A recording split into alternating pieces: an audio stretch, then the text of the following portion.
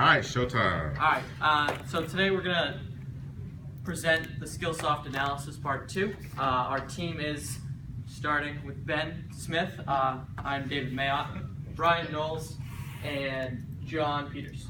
And then Ben's going to get us started off here with our presentation. Alright, so Skillsoft's primary customers, you have business and secretarial schools, along with technical and trade schools, the Apollo Education Group, and the Career Education Corporation, CEC, and ITC Educational Services in Kaplan. And as you can see, they're all like trades, they're either schools or educational services. Why do customers use Skillsoft? Mainly because it's easy and simple to use. They have 24/7 service via phone, email, and chat. And they get good feedback as well. Most customers come back and use it. Alright, and then we're going to talk about our primary competitors. I found our 3 top primary competitors off of Hoover's. The first one is Global Knowledge, based out of North Carolina, and then American Management Association, AMA, based out of New York City, and then NIIT is based out of India. And then for their similarities and differences, all 4 of them are educationally based companies that offer educational software and training programs. And then another similarity is they all target like campuses and universities and companies to train their employees. Some of their differences is the software they offer. So for Skillsoft, they offer books 24/7, which actually Southern New Hampshire has used. And for Global Knowledge, they have products that you can train in you can train in Apple, which I thought was pretty interesting, so you can get familiar with Apple and train with them. And then American Management Association has books, like marketing books and all different types of business books that you can read through and get information out of those. And then NIIT has books and seminars that they offer to present as well, which I thought was pretty interesting.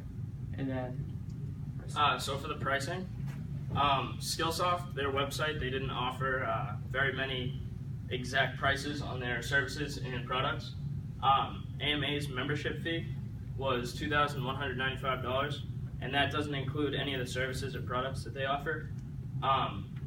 So they didn't give an exact dollar, and yeah, that's pretty much. All right, so when we look at advantages and disadvantages, we want to know why a customer would come to Skillsoft rather than going to any of their competitors. So what kind of advantages do they have? If you go right on Skillsoft's website, the proof is in the pudding. You can find exactly how they separate themselves from the pack. So first of all, they have effective content. They use Fortune 500 executives as their resources, such as Jack Welch, who's the former CEO of General Electric. So they have a lot of people they can rely on to base their software and to grow their company.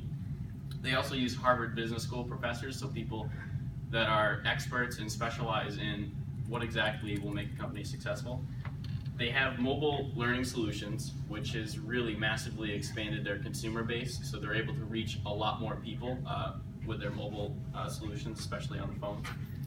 They offer exceptional service.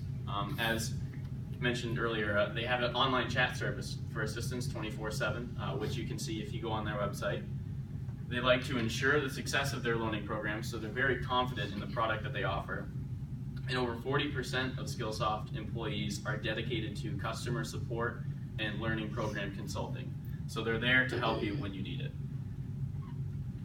And then there's been a lot of surveys that have been conducted by the company to figure out what their customers like and maybe what they don't like.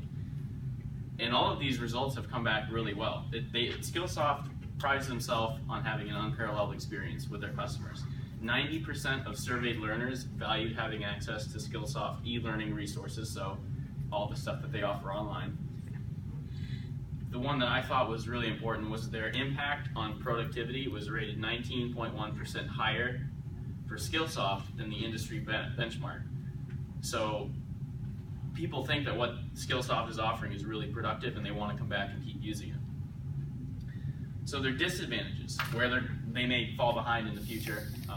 As we've documented before, Skillsoft is operating at a pretty titanic net loss.